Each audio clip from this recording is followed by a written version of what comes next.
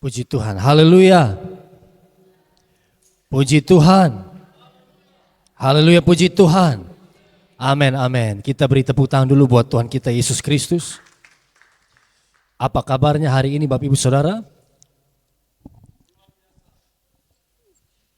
Hari ini tentu kita bersyukur dan saya berdoa agar setiap kita dalam keadaan baik, dalam keadaan sehat dan diberkati oleh Tuhan.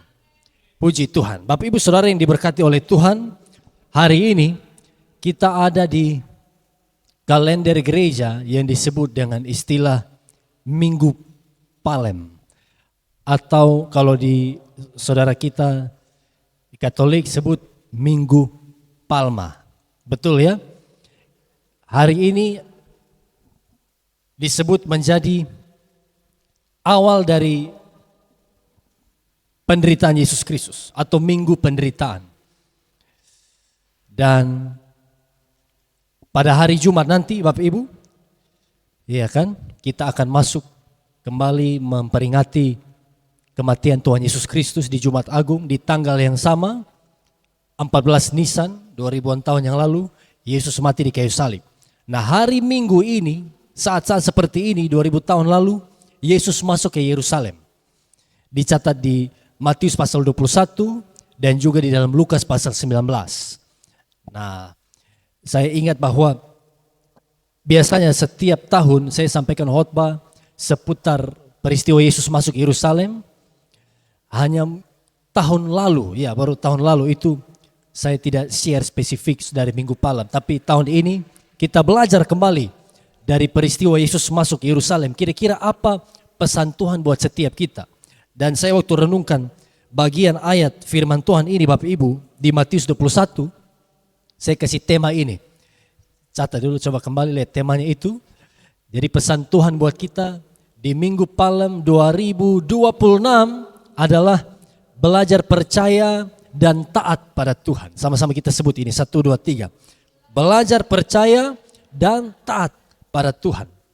Karena saya percaya ini pesan utama dari narasi atau sejarah kronologi Yesus masuk ke Yerusalem. Ada beberapa pesan yang bisa kita pelajari dari peristiwa Yesus masuk Minggu Palem. Contoh Bapak Ibu, di peristiwa ini Yesus secara terang-terangan pertama kali menyatakan diri sebagai raja. Saudara masih ingat sepanjang Injil, kalau kita baca Injil, Yesus selalu bilang begini, jangan beritahu siapapun mujizat ini, betul ya? Orang buta melihat, orang lumpuh berjalan. Yesus bilang jangan beritahu siapapun. Yesus selalu coba untuk menutup berita kemahakuasaannya di awal-awal pelayanan. Karena Yesus tidak mau membuat keadaan heboh terlalu awal. Tapi di pasal 21 ini Bapak Ibu, hari ini momennya Yesus tidak tutup-tutup lagi. Yesus izinkan mereka memuji Dia. Di dalam Lukas katakan diberkatilah dia yang datang dalam nama Tuhan. Ada sebuah seruan juga, Hosana. Betul ya? Hosana. Makanya kita nyanyi lagu itu, Hosana in the highest. Nah, by the way saudara, tempat ini Yesus masuk Yerusalem, ini masih ada hari ini. Di Yerusalem. Sementara saya akan sampaikan sampai di ayat itu. Tetapi coba next, kalau bicara soal percaya dan taat pada rencana Tuhan, Bapak Ibu bisa foto poin ini atau catat ini. Ini spill di awal saudara. Bicara soal rencana Tuhan, maka ingat ini, rancangan Tuhan terkadang berbeda dari rancangan kita. Tetapi percaya bahwa rencananya itu yang terbaik buat kita. Amin saudara. Coba kita baca ini sama-sama. 1, 2, 3. Rancangan Tuhan terkadang berbeda dari rancangan kita. Tetapi rencananya itu yang terbaik. Kenapa saya kasih perenungan ini? Kita akan sampai sebentar. Kita akan baca ayatnya. Nah ini pesan utama nih. Terkadang kita punya ekspektasi Bapak Ibu. Kita punya harapan. Oh Tuhan saya mau sembuh. Tuhan saya mau begini. Tetapi Tuhan izinkan hal berlawanan yang terjadi. Realita berbeda dengan ekspektasi. Tapi Tuhan ingatkan kita saudara, kalaupun rencana Tuhan berbeda, ingat bahwa itu pasti yang terbaik buat kita. Kita belum mengerti, kita belum tahu seperti apa hati Tuhan hari ini. Bagian kita adalah percaya. Amin, puji Tuhan. Next, coba lanjut. Coba kita lihat di PowerPoint ini. Saya tulis begini, di antara kenapa ini terjadi dan apa yang akan terjadi selanjutnya, ada ruang yang bernama percaya. Karena jalan Tuhan memang berbeda dan selalu lebih baik. Jadi kalau saudara baca kisah Yesus masuk ke Yerusalem, ini perenungan-perenungannya intinya di sini saudara. Yang miss atau terlewatkan oleh orang-orang Israel, khususnya orang-orang Farisi pada hari itu. Mereka tidak mau percaya, mereka salah mengira soal Yesus. Iya kan? Karena itu kita lihat dulu, ya Bapak Ibu mau foto, mau catat boleh. Kalau saudara story, jangan lupa tag di Instagram, iya kan? Bukan di Friendster, itu ketuaan sekali saudara. Karena sudah zaman IG, sudah zaman, bahkan di Facebook pun, itu mereka bilang, emak-emak punya sekarang, tapi tidak apa-apa. Jangkauan luas FB Pro, ya kan? Semua orang. Coba next, perhatikan. Nah kita baca ayat-ayat ini dulu. Ayat 7 sampai ayat 9 dari Matius 21. Mari kita baca 1, 2, 3. Mereka membawa keledai betina itu bersama anaknya, lalu mengalasinya dengan pakaian mereka, dan Yesus pun naik ke atasnya. Lanjut. Orang banyak yang sangat besar jumlahnya menghamparkan pakaiannya di jalan. Ada pula yang memotong ranting-ranting dari pohon-pohon dan menyebarkannya di jalan. Berhenti di sini dulu Bapak Ibu, coba kembali. Jadi saya jelaskan sedikit latar belakangnya Bapak Ibu. Yesus itu jarang pergi ke Yerusalem. Bahkan di dalam masa pelayanannya, baru kali ini dia pergi ke Yerusalem. Lihat.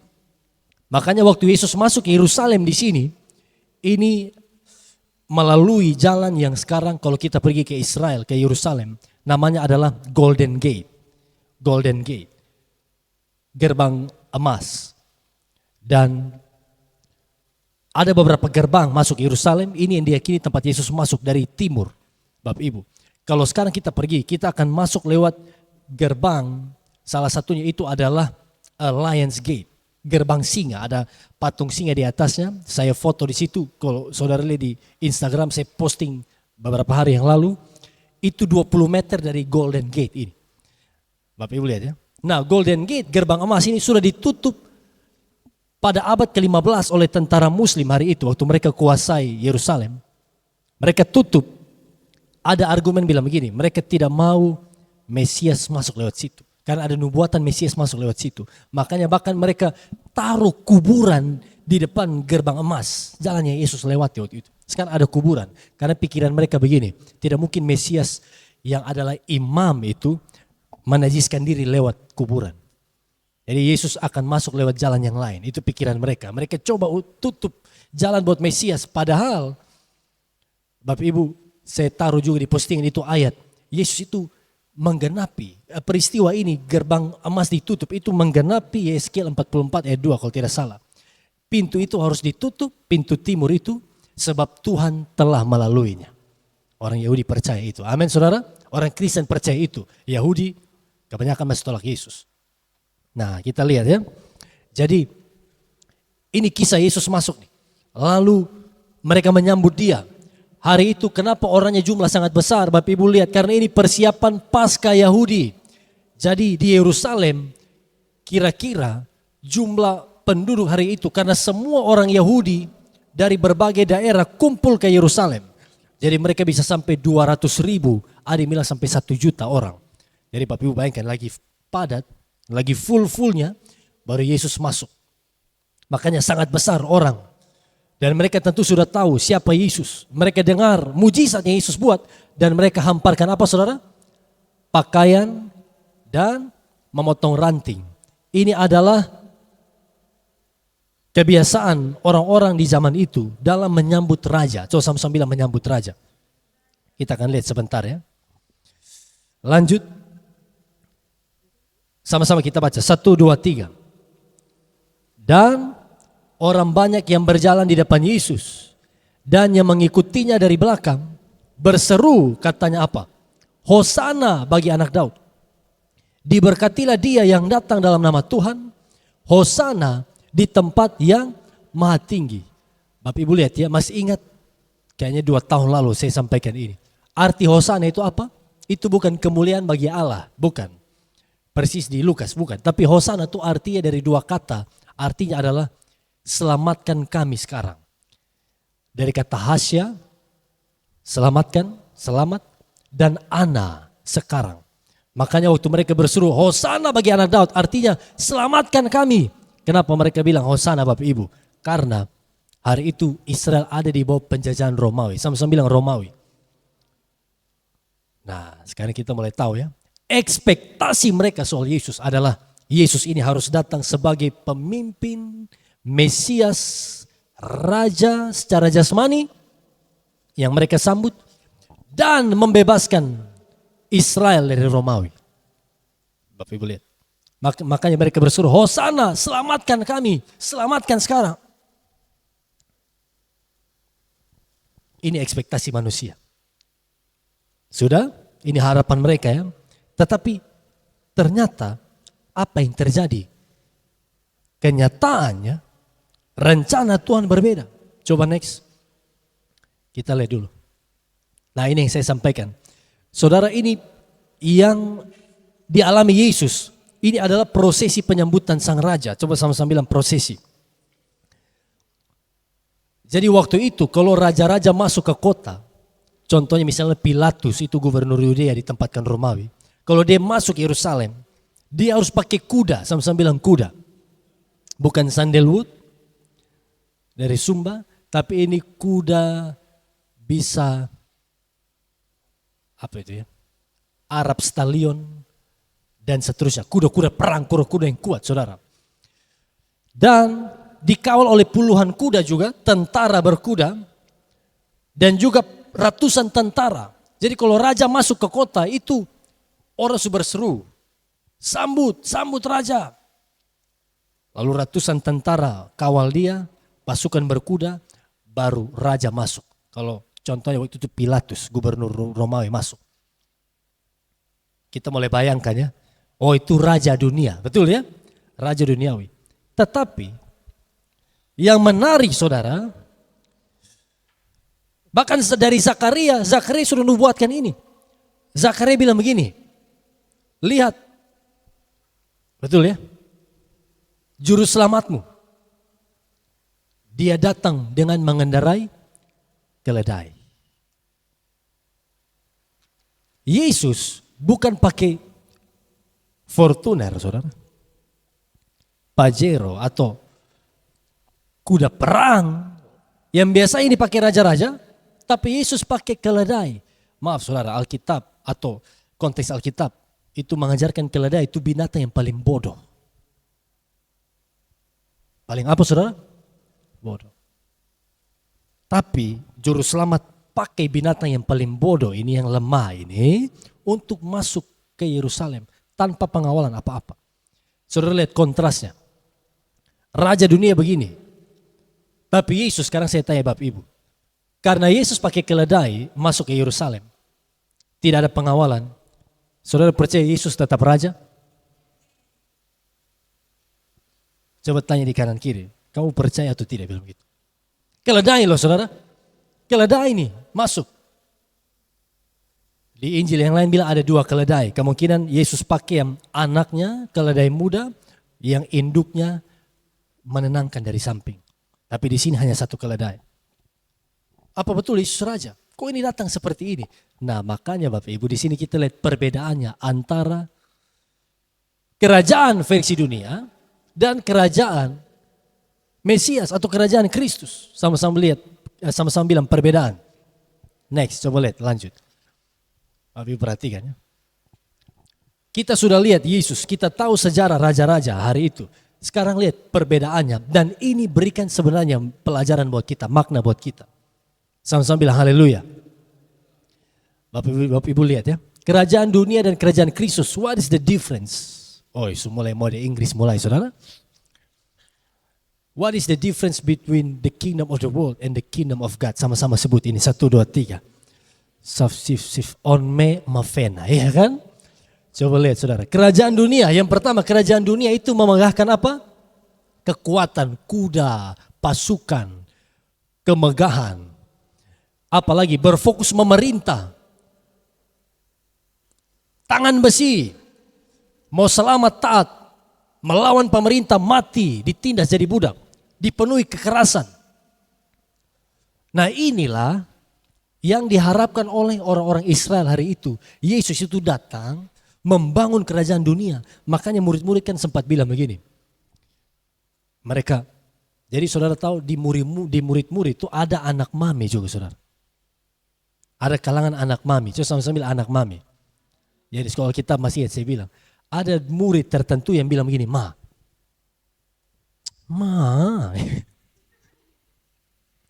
Mama bilang, apa? Kau bilang Yesus tuh siapa nanti yang duduk di samping dia di kerajaan. Lihat ya. Jadi murid-murid itu ada pemahaman bahwa siapa yang terbesar nanti di kerajaan Yesus. Siapa yang duduk di samping kanan, siapa yang majelis, siapa yang asyir. Bapak Ibu lihat. Karena fokusnya salah. Mereka pikir Yesus datang sebagai Raja Jasmani, Raja Israel. Tapi ternyata kerajaan Allah, kerajaan Kristus, ini menjadi rema, pelajaran buat kita hari ini. Pesan di Minggu Palem, pesan soal karakter, sama-sama bilang karakter. Pesan soal hati hamba, apa teladan Yesus. Kerajaan Kristus itu menunjukkan kerendahan hati. Sama-sama bilang kerendahan hati.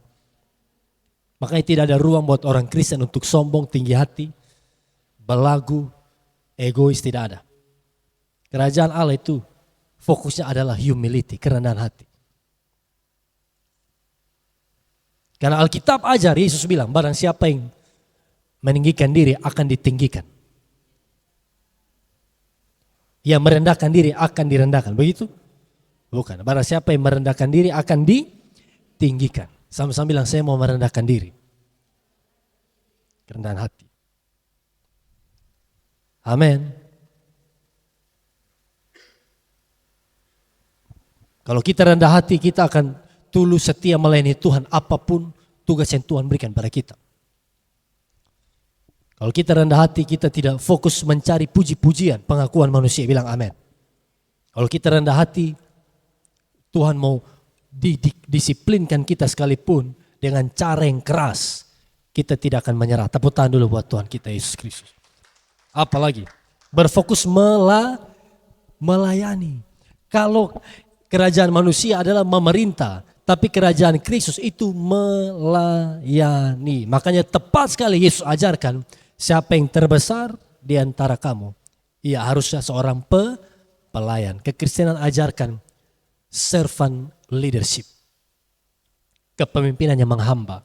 Seorang pemimpin harusnya melayani. Seorang pemimpin harusnya sebagai hamba. Amin.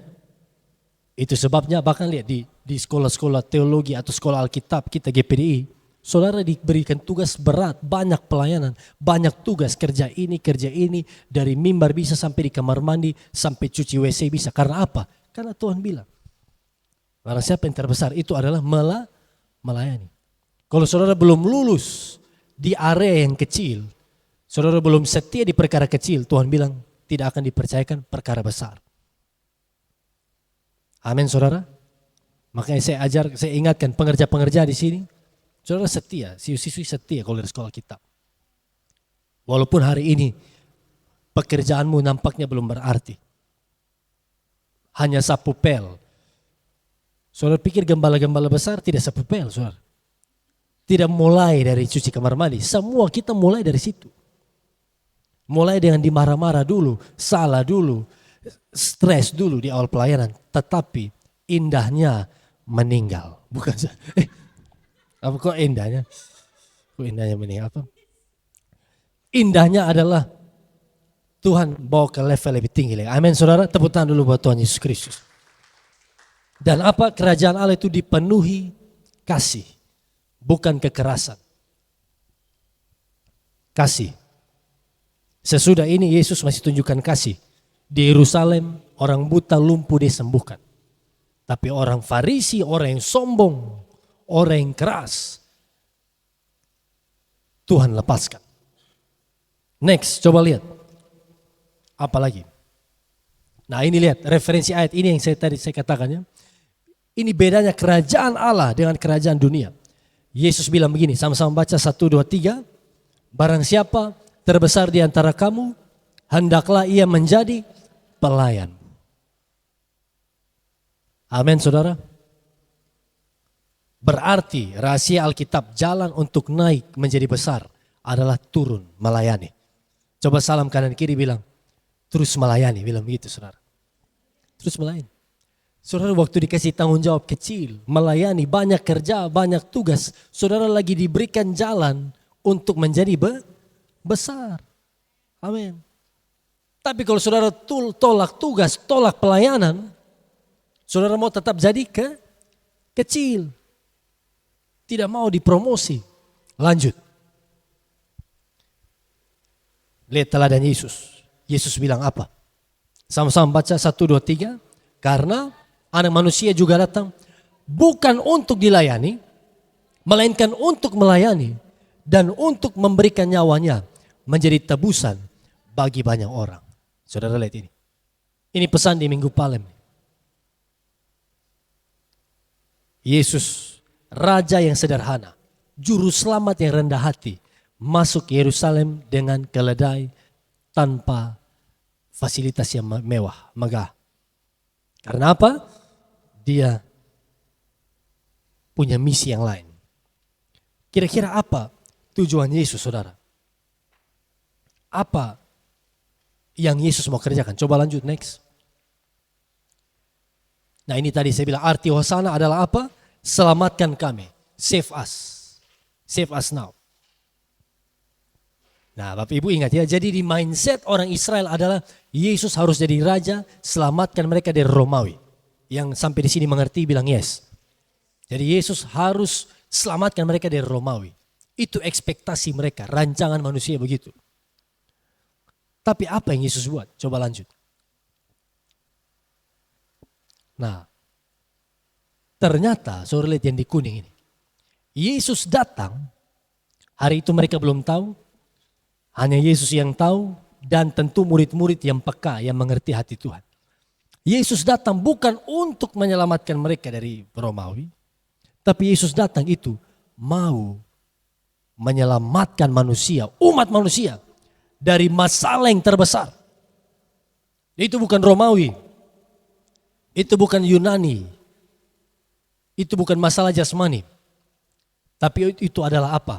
Dosa. Ini masalah yang lebih besar, saudara.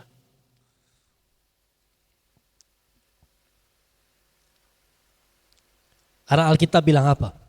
Upah dosa ialah maut. Dosa membawa kita kepada kematian kekal. Tanpa Yesus datang, kita semua endingnya maut, mati kekal. Yang setuju bilang amin. Sekarang saya tanya, mana yang lebih besar berarti? Mana yang lebih besar masalahnya? Romawi atau dosa? Dosa. Mereka bebas dari Romawi bisa. Saya tanya bisa atau tidak saudara? Bisa. Tapi kalau dosa masih menguasai, dosa masih ada dalam dunia, ujung-ujungnya maut. Kita semua tidak akan diselamatkan. Sekarang sebab ibu lihat ya. Inilah yang ada di hati Yesus. Inilah konflik batin di Minggu Palem. That's why Yesus menangis waktu masuk Yerusalem. Yesus bilang, seandainya engkau tahu apa yang diperlukan untuk damai sejahteramu di Lukas 19. Karena apa? Ironinya Bapak Ibu. Kita lihat dampaknya, ini data-datanya. Yerusalem itu kan artinya apa? Kota damai. Yerusalem, Shalom di situ, Shalem, kota damai. Tapi menolak raja damai yang datang. Karena berbeda dengan ekspektasi mereka. Yesus datang bukan untuk membangun tahta. Ada bagus nih kalimat dari seorang teolog bilang begini. Yesus datang bukan untuk mengambil tahta, tapi untuk mengambil salib dan memikulnya. Amin saudara. He came not to take throne, tahta, but to pick up cross, mengambil salib. Bilang di kanan kiri saudara, pikul salib, bilang begitu. Kelihatan dari muka saudara salib 60 kilo saudara pikul terus. Kelihatan dari muka. Yesus kasih teladan. Yesus datang sekarang. Kenapa sederhana? Kenapa beda dengan ekspektasi manusia? Kenapa pakai keledai? Karena dia mau selamatkan kita dari dosa. Lihat ini. Makanya di tanggal yang sama ini, di tanggal yang sama Yesus masuk Yerusalem. Perhatikan saudara. Ini faktanya nih. Di tanggal yang sama juga setiap tahun orang Yehuda atau orang Yahudi ambil domba untuk Paskah. Jadi hari ini orang Yahudi sudah pilih domba itu. Jumat mereka sembelih. Dengan kata lain hari ini domba itu Yesus sang anak domba Allah sedang dinyatakan Tuhan pada Yerusalem. Inilah domba yang akan menebus dosa dunia. Tanggal 10 Nisan hari ini. Mereka pilih domba, persiapkan domba untuk Paskah. Mereka tidak tahu Yesuslah domba Allah itu. Katakan amin. Makanya ada teolog bilang begini lagi Bapak Ibu. Ada dua hal yang berbeda. Raja yang kita inginkan atau raja yang kita butuhkan. Dua aspek raja. Saudara mau Yesus itu sebagai raja yang kau inginkan dalam hidupmu atau raja yang kita butuhkan? Saudara bisa tahu perbedaannya, amin? Yang kita inginkan apa? Raja yang membuat semuanya enak, membuat semuanya nyaman di hidup kita. Mungkin begitu, Romawi diangkat. Tapi raja yang kita butuhkan apa? Menyelamatkan kita dari dosa. Bukan yang kita inginkan. Makanya coba next, perhatikan. Nah ini dia. Ini poinnya nih. Waktu jalan Tuhan berbeda dengan jalan kita. Dia bukan datang sebagai raja jasmani. Tapi dia datang sebagai Mesias yang mati bagi kita di atas kayu salib. Waktu jalan Tuhan berbeda dengan jalan kita. Bagian kita adalah apa? Belajar percaya dan taat kepada kehendaknya. Learn to believe. Belajar percaya. And obey, taat. Itu aja saudara. Itu aja. Kalau saya logat begitu, itu aja dia bilang, bau mata kowe. Belajar taat. Sama-sama bilang ini, saya mau percaya. Sama-sama bilang, saya mau taat. Ini. Lanjut next. Baca ini sama-sama 2, 3. Jangan paksa jalanmu sendiri. Biarkan Tuhan mengganti rute. Karena apa? Seringkali jalan yang memutar justru membawa kita ke pemandangan yang terindah. Amin saudara. Ingat ini. Jalan yang lebih sulit, jalan yang berbeda dengan ekspektasi kita, itu yang menuntun kepada perkara-perkara yang besar. Itu yang menuntun pada pemandangan yang terindah.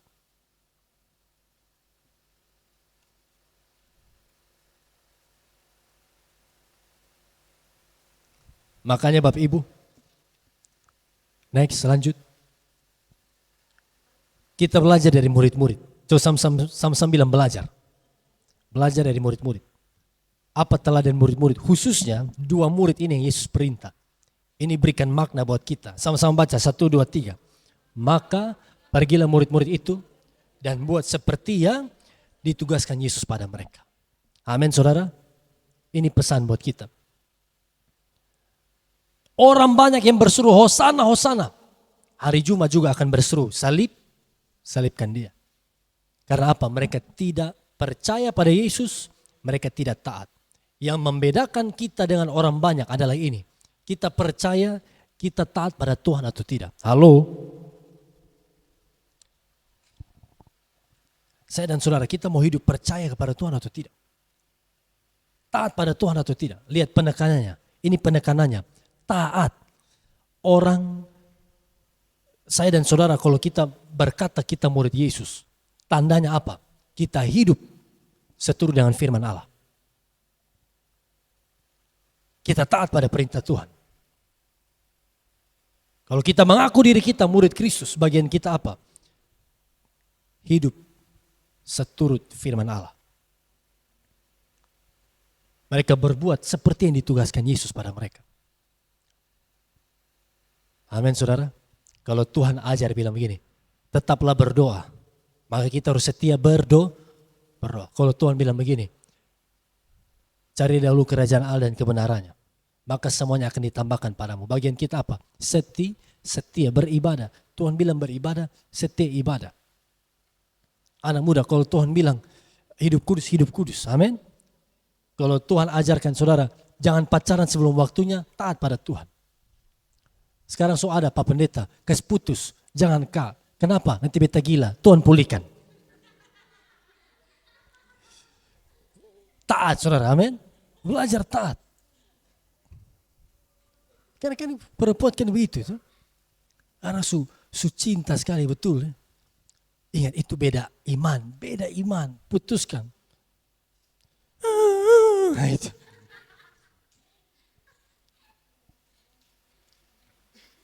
Bila di kanan kiri saudara apa? Jangan bilang stop pacaran, bahaya saudara. Bilang apa di kanan kiri? Bertobat, bilang begitu saudara. Bertobat. Pilihan di tangan saudara.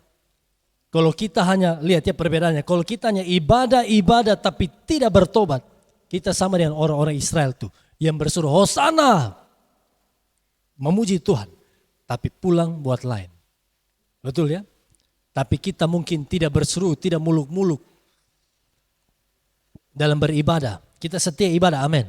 Tapi waktu kita hidup benar, kita pulang taat pada firman, kita lagi belajar dari murid-murid. Berbuat seperti yang Yesus tugaskan. Amin saudara. Ini teladan murid ini. Lanjut. Sudah mau selesai Bapak Ibu. Bapak Ibu kita baca ini sama-sama 2-3. Murid-murid yang taat. Di sini murid-murid sudah semua kecuali siapa yang gagal itu siapa saudara? Yudas. Samuel yang ke-6 anak Yudas. Karena konotasi jahat sekarang. Yudas itu adalah pengkhianat. Coba saudara lihat kanan kiri. Ini muka Yesus atau Yudas? Begitu balik. Kok ini lu kumis Yudas. Tidak apa-apa saudara. Tapi karakter kita murid Kristus. Amin. Murid-murid yang taat pada Tuhan. 11 murid itu kecuali Yudas. Petrus jatuh Tuhan pulihkan. Akhirnya apa? Melihat kemuliaan Tuhan. Mereka lihat Yesus di dalam kemuliaannya sebagai raja di atas segala raja. Bukan mati. Bapak Ibu kadang tidak ditekankan oleh hamba-hamba Tuhan. Ya. Tapi tahukah saudara nasib dari orang-orang yang berseru Yesus Hosana, Hosana itu. Saya di sekolah kitab saya tekankan ini. Ending mereka apa? Mati di tahun 70 Masehi. Mati semua. Ini menunjukkan apa yang kita tuai itu kita akan tabur. Apa? Apa yang kita tabur kita akan tuai. Mereka tabur ketidakpercayaan, tabur pemberontakan, tuai kematian. Kalau kita tabur ketaatan, sama-sama bilang haleluya. Tabur kesetiaan, kita akan tuai anugerah Tuhan. Tepuk tangan dulu buat Tuhan Yesus Kristus. Lanjut. Bagian terakhir ini masih ada. Nah Bapak Ibu lihat ya. Di ayat 10, ini unik nih, ini makna buat kita. Ayat 10 bilang begini, sama-sama baca 2-3. Dan ketika ia masuk ke Yerusalem, gemparlah seluruh kota itu. Dan orang berkata, siapakah orang ini? Bapak Ibu lihat, banyak yang pernah dengar soal Yesus. Ada murid-murid yang kenal Yesus. Ada orang Farisi yang benci Yesus. Ada orang banyak yang dari luar kota mungkin belum tahu Yesus. Lalu mereka tanya-tanya. Kamu nanya ya kan. Mereka tanya-tanya. Siapa orang ini? Siapa dia? Coba sama-sama bilang siapa. Siapa tuh? Siapa orang ini? Coba next, lanjut. Ini perenungan buat kita. Siapakah Yesus dalam hidup kita? Siapakah Yesus dalam hidupmu? Orang banyak bingung siapa dia. Bahkan mereka kasih jawaban yang salah. Di ayat terakhir mereka bilang, dia nabi. Petrus pernah jawab yang betul. Petrus bilang apa? Engkau Mesias. Mesias anak Allah yang hidup. Tapi Tuhan ajak kita hari ini renungkan. Who is Jesus in our lives? Siapa Yesus dalam kehidupan kita? Apakah dia hanya pembuat mujizat, pemberi berkat, penyembuh, ataukah dia raja yang harus kita taati? Pesan hari ini harus kita muliakan. Amin, saudara.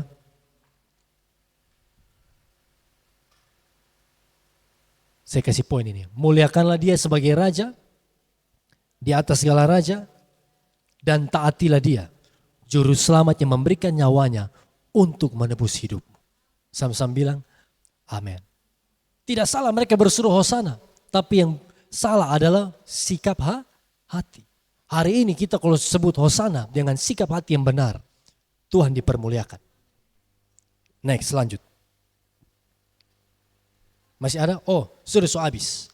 Bapak Ibu lihat ya. Itu slide terakhir. Saya catat begini saudara. Yesus masuk Yerusalem. Coba sama-sama bilang masuk Yerusalem. Sekarang kita lihat dari sisi Yesus ya. Bagian akhir.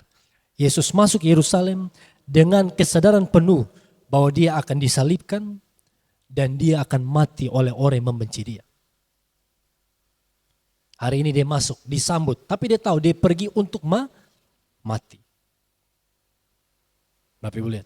Tetapi kasih Yesus begitu besar. Sehingga apa?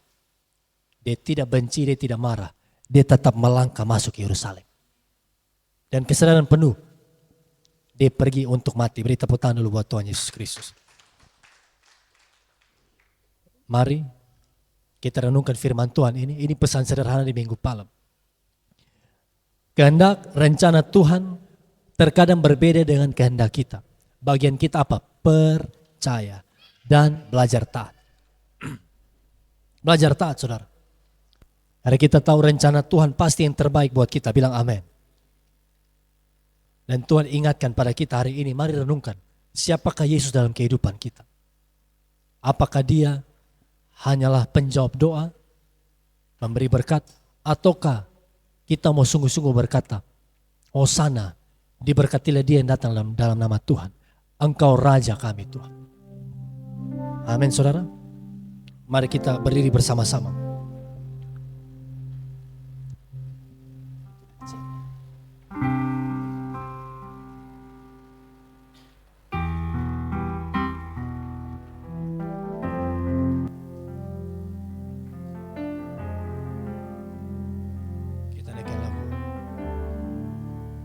Mari kita tundukkan kepala kita, tutup mata kita sama-sama. Saya ajak kita mari taruh tangan kanan kita di dada kita. Lalu saudara berdoa, katakan ini. Terima kasih Tuhan. Karena Engkau datang, Engkau memulihkan kehidupanku. Terima kasih Yesus.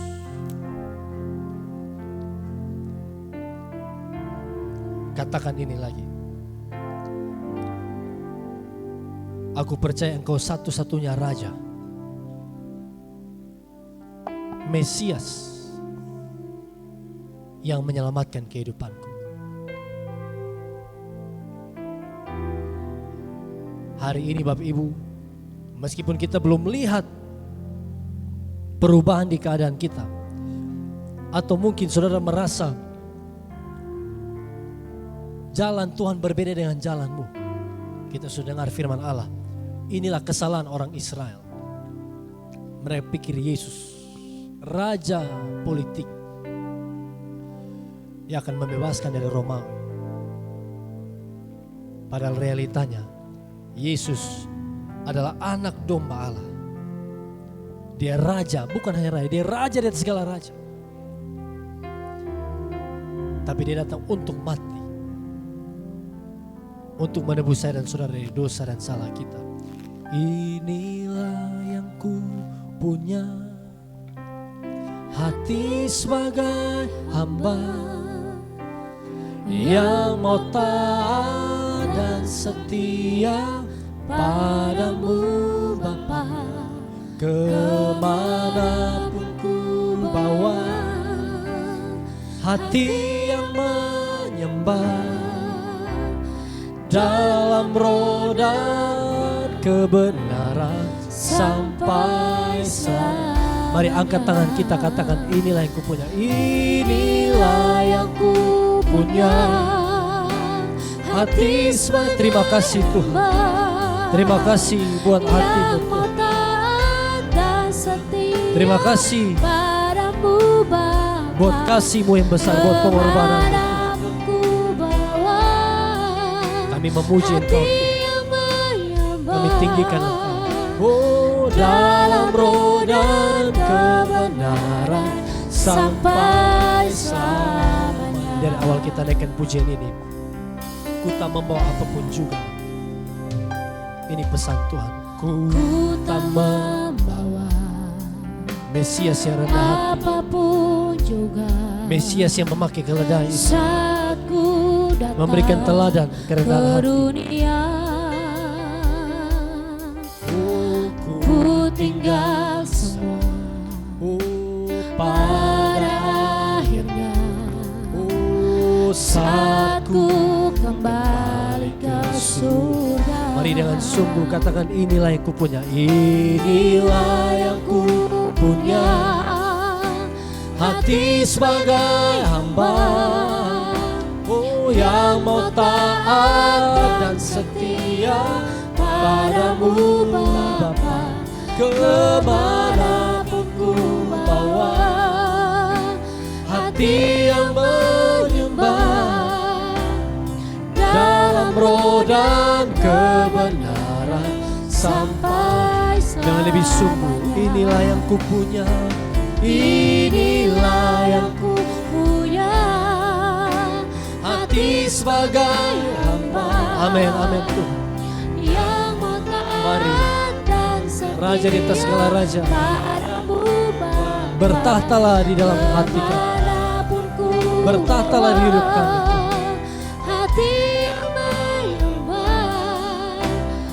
Dalam roh dan kebenaran sampai selamanya. Oh, katakan inilah yang ku punya, hati sebagai hamba, amin, yang mau taat dan setia padamu Bapa. Kemanapun ku bawa, hati yang menyembah dalam roh dan kebenaran sampai. Katakan dalam roh dan kebenaran sampai. Sekali lagi dalam roh, oh dalam roh dan kebenaran sampai selamanya. Sambil musik dengan lembut, Bapak Ibu Saudara kita sudah dengarkan firman Tuhan. Tuhan bertanya buat saya dan saudara hari ini, siapakah Yesus dalam kehidupan?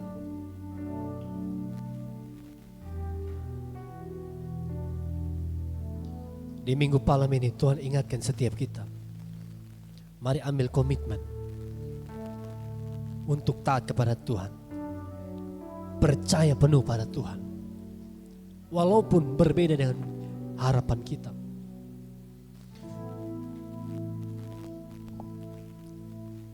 Kalau kita lihat pada manusia, saudara fokus pada pemimpin, saudara bisa kecewa. Kita harus punya perspektif yang benar. Bukan situasinya harus diubah, bukan Tuhan yang harus berubah, tapi cara pandang kita harus berubah. Amin.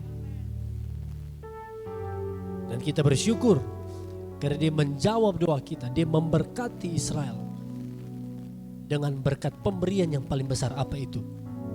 Pengampunan dosa. When he died on the cross, waktu dia mati di kayu salib, dia berkata sudah selesai. Kita akan rayakan hari Jumat ini.